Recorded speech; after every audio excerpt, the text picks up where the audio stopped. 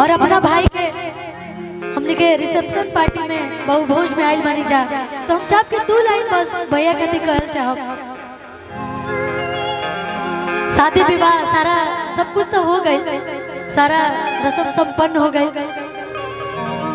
और हमने कलाकार जो उपस्थित बनी स्वागत खातिर अभिनंदन खातिर तो 2 लाइन बस ज्यादा ना ले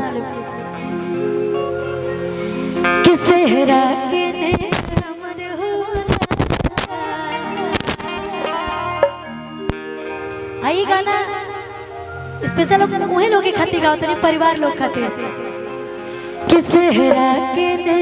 अमर होला दुल्हा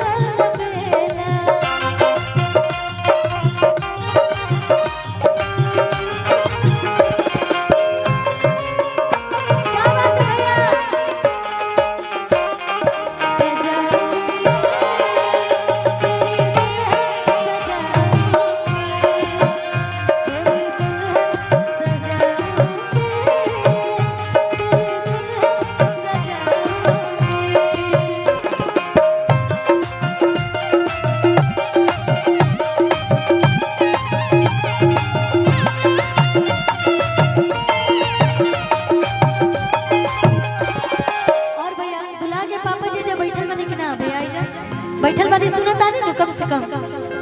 अच्छा ठीक बा तो चाचा जी आप जहाँ भी बानी ई लाइन रवा खाती बा दुल्हा के पापा जी कहाँ बैठल बानी कहाँ बैठल बानी जी कहाँ बैठल बानी दुल्हा के पापा जी कहाँ बैठल बानी कहाँ बैठल बानी जी कहाँ बैठल बानी पॉकेट में नोट लेके मुझे पे आए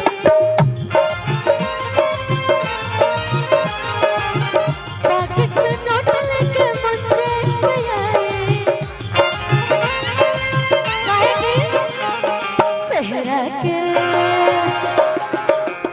हाँ सेहरा के ने अमर होला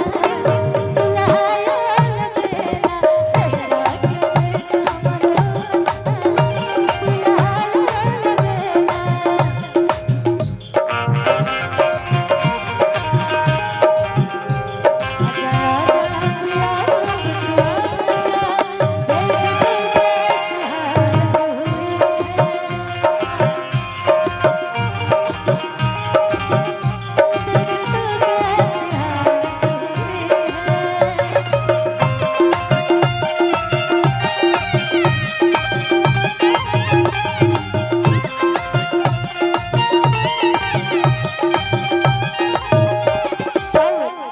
मम्मी जी जहाँ पे बनी दुल्हा के मम्मी जी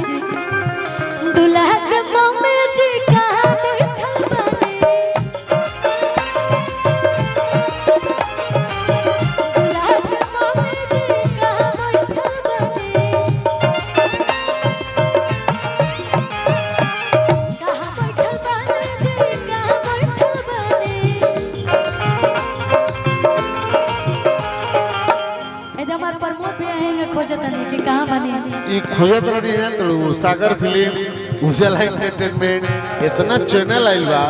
कि भुड़की मार के आओ तो सबके कटिंग थे के आप खोजते रहे थे कहाँ के बा सब लोग के स्वागत बा भैया आप सभी लोग के स्वागत बा दिल से प्रणाम बा दुल्हा के मम्मी जी का